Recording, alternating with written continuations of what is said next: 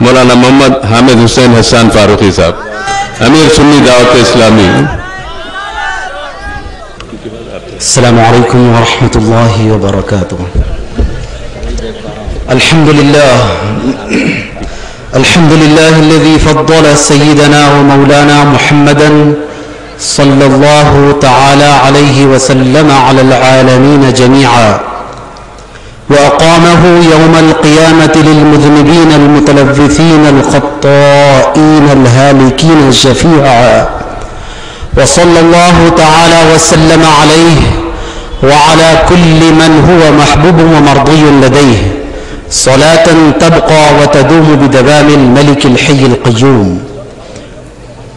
أما بعد، قال رسول الله صلى الله تعالى عليه وآله وسلم: يكون في آخر الزمان دجالون كذابون يأتونكم من الأحاديث بما لم تسمعوا أنتم ولا آباؤكم فإياكم وإياهم لا يضلونكم ولا يفتنونكم. رواه مسلم. وقال الله تعالى في شأن عظمة حبيبه الكريم مخبرا وآمرا: إن الله وملائكته يصلون على النبي يا أيها الذين آمنوا صلوا عليه وسلموا تسليما. اللهم صل وسلم وبارك على حبيبك سيدنا ومولانا محمد وعلى آل وأصحاب سيدنا ومولانا محمد صلاة دائمة مقبولة تؤدي بها عنا حقه العظيم.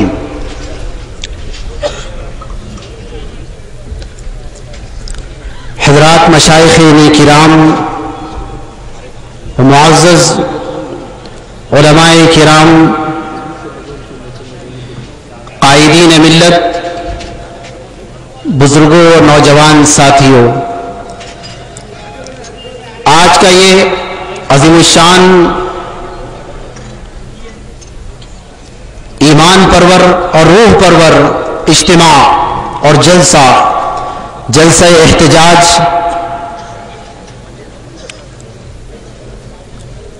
اہلیان دکن کی ایمانی حرارت اور غیرت ایمانی اور نسبت غلامی رسول کی غمازی کر رہا ہے کہ نہایت ہی مختصر سی اطلاع اور نوٹس پر حمیت ایمانی سے بھرپور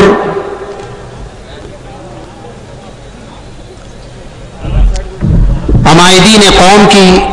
آواز پر لبیک کہتے ہوئے آپ نے یہاں پر حاضری دی. یقیناً آپ کی نسبت غلامی رسول اس کا عظیم اور بین ثبوت ہے. اللہ جل مجدہ اس عظیم نسبت غلامی کو آپ کی سلامت رکھے اور اسی نسبت غلامی رسول کے ساتھ موت عطا فرمائیں، اور کل بروز قیامت آقا علیہ الصلوۃ والتسلیم کی شفاعت عظمیٰ اسی غلامی کی نسبت کے طفیل ملنے والی ہے. حضرات گرامی، جب کبھی بھی حضور نبی اکرم صلی اللہ تعالی علیہ وآلہ وسلم کی ذات مقدسہ پر جو رب تبارک و تعالی نے نبوت کے سلسلے کو ختم فرمایا، ختم نبوت کا تذکرہ ہوتا ہے، تو ان محافل اور ان جلسوں کا ایک نہایت اہم ترین حصہ حضور سرور کائنات صلی اللہ تعالی علیہ وسلم کا یہ ارشاد مبارک اور یہ حدیث مبارک ہوا کرتی ہے، جس کو میں نے ابھی آپ کے سامنے پڑھا ہے. صحیح مسلم شریف کی حدیث ہے، آقا علیہ الصلوۃ والتسلیم نے ارشاد فرمایا: یکون فی آخر الزمان دجالون کذابون، کہ آخری زمانے میں دجال ہوں گے جو نہایت جھوٹ بکواس کرنے والے ہوں گے، جھوٹے ہوں گے، اور تمہارے پاس ایسی باتیں لائیں گے جس کو نہ تم نے سنا ہے اور نہ تمہارے آبا و اجداد نے سنا ہے. ایسی باتیں تم سے بیان کریں گے. اور فرمایا تم ان سے دور رہو اور انہیں اپنے سے دور رکھو کہ کہیں وہ تمہیں گمراہ نہ کر ڈالے اور کہیں تمہیں فتنے میں مبتلا نہ کر ڈالے۔ حضرات گرامی قدر، یہ حدیث مبارکہ سنائی جاتی ہے، یقیناً الصادق المصدوق صلی اللہ تعالی علیہ وآلہ وسلم کا ارشاد ہے، رب تبارک و تعالی نے اپنے محبوب مکرم صلی اللہ تعالی علیہ وآلہ وسلم کو جو علم غیب سے سرفراز فرمایا، غیب دان نبی بنایا، آقا علیہ الصلوۃ والتسلیم کی اس غیب دانی کا اظہار اور اعلان ہے کہ آقا فرما رہے ہیں کہ آخری زمانے میں دجال ہوں گے، کذاب ہوں گے، جھوٹی بکواس کرنے والے ہوں گے، یہ دعویٰ کریں گے، ان میں سے ہر کوئی یہ گمان کرے گا کہ وہ نبی ہے، معاذ اللہ من ذالک۔ حضرات گرامی، حضور سرور کائنات صلی اللہ تعالی علیہ وسلم کے اس ارشاد پر ہر کسی کا ایمان ہے۔ فتنہ قادیانیت بھی اسی سلسلے کی ایک کڑی ہے، دجالون اور کذابون میں سے ایک دجال اور ایک کذاب غلام احمد قادیانی ہے۔ حضرات گرامی، اس حساس مسئلے پر اپنی غیرت ایمانی اور حساس طبیعت کا اظہار یقینی طور پر دکن کی سرزمین پر بے شمار قیادت کے دعوے دار بھی رہتے ہیں اور بے شمار اپنے لیے امت کی رہبری کی مسند کو اپنے لیے موضوع سمجھتے ہیں، لیکن کیا آپ بتا سکتے ہیں کہ کتنے ایسے قائدین اور ملت کی رہبری کے دعوے دار ہیں جو نہایت ہی حساس اس مسئلے کے لیے آگے بڑھے ہوں؟ قابل مبارکباد ہیں قائد مجلس اتحاد المسلمین برادرم بیرسٹر سید الدین اویسی صاحب، جو اس حساس مسئلے کی سرکوبی کے لیے، فتنہ قادیانیت کی سرکوبی کے لیے وہ نہایت مستعدی کے ساتھ آگے بڑھے اور اس مسئلے کی حساسیت کو سمجھتے ہوئے وحدت امت کا ثبوت دینے کے لیے مختلف مکاتب فکر کے حاملین کو، ذمہ داروں کو انہوں نے جمع کیا اور حکومت میں ان تمام کے ساتھ نمائندگی کی تاکہ حکومت وقت اس بات کا احساس ہو کہ امت مسلمہ میں پائے جانے والے مختلف مکاتب فکر کہ تمامی مکاتب فکر کے حاملین اس قادیانی فرقے کے خلاف ہیں، جو واقعی طور پر اس بات کا سزاوار نہیں کہ وہ اپنے لیے اپنی طرف اسلام کو منسوب کرے اور اپنے لیے لفظ مسلم کا استعمال کرے اور اپنی مساجد اور مسجد کا استعمال کرے۔ میں اسد الدین اویسی صاحب سے آگے مزید اس مہم کی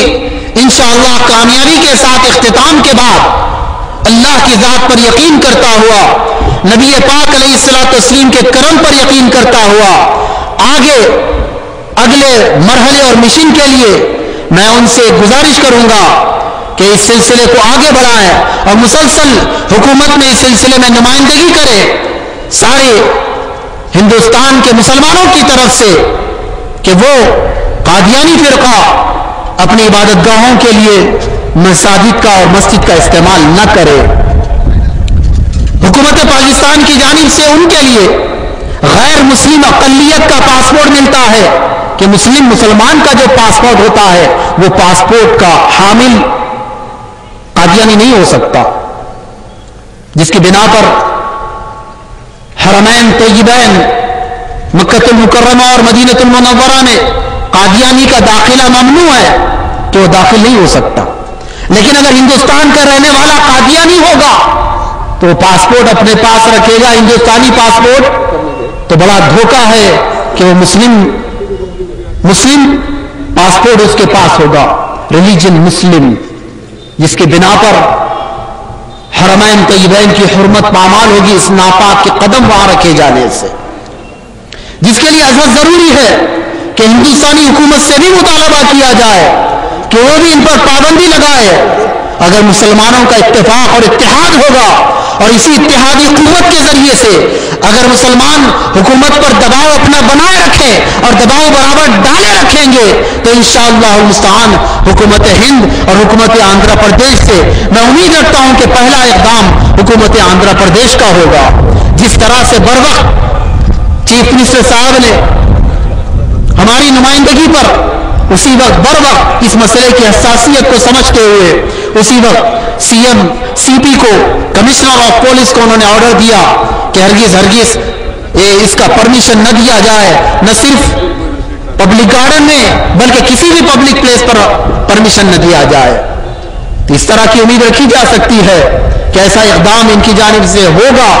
اگر ہمارا دباؤ ان پر برابر برقرار رہے گا. حضرات گرامی, بہرکیف یہ جلسہ صرف جلسے کے حد تک محدود نہیں بلکہ حیدرآباد کی تاریخ کا یہ پہلا واقعہ ہوگا کہ جس میں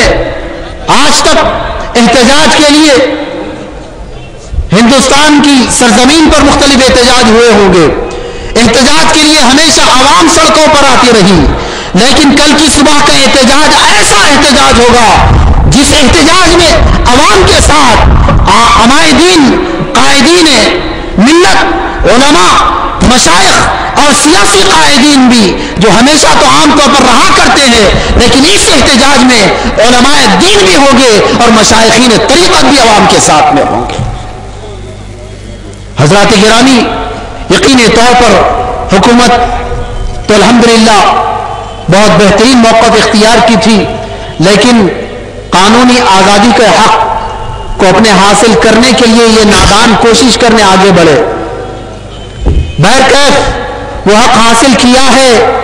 جس کا اعلان اخبارات کے ذریعے سے ہمارے سامنے آیا, لیکن ہم دیکھیں گے اس حق کا وہ لوگ اس آزادی کے ساتھ کیا استعمال کر سکیں گے یا نہیں. یہ آپ کی غیرت ایمانی اس کا جواب کل صبح دے گی. وہ اپنے اس آزادی کا حق کو حاصل کرنے کے لیے عدالت سے رجوع ہوئے اور حق تو حاصل کیا, حق حاصل کر لینا وہ بات ہے, اور حق کا اس آزادی کے حق کو حاصل کر کر اس کا استعمال کر لینا اور موقع. لیکن میں یقین کے ساتھ کہتا ہوں آپ کا اتحاد اور یہ غیرت ایمانی اور نسبت غلامی رسول یقینی طور پر ان کو اس بات کی اجازت نہیں دے گی کہ وہ اپنی اس آزادی کے حق کو استعمال کر سکے. میں امید کرتا ہوں کہ آپ کی یہ غیرت ایمانی اور جذبہ اور ولولہ رات کے آخر حصے کے اور سردی کے ساتھ ساتھ برودت کے ساتھ ساتھ ٹھنڈا نہیں پڑے گا, لیکن رات جو جو گزرے گی, کل کی صبح جو جو قریب آئے گی, آپ کا جذبہ ایمانی اور بڑھے گا, جذبہ ایمانی اور قربان چڑھے گا. وما علینا الا البلاغ. والسلام علیکم ورحمۃ اللہ.